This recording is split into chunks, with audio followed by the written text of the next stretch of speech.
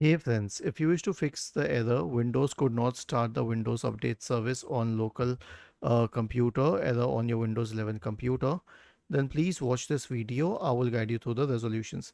So here's what we can do. We have one solution and solution only, that is to reset Windows Update components. So copy the components. Copy this script. I will share it in the description section of the video.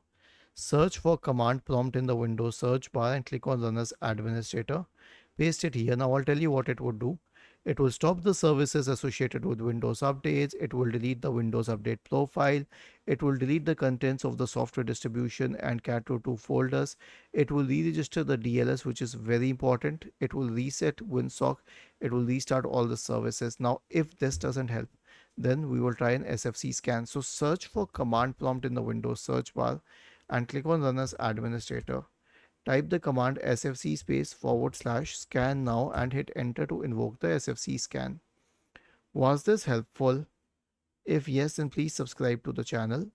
If not, then let us know in the comment section of the video on how we could help you further. Thank you for watching this video and have a nice day.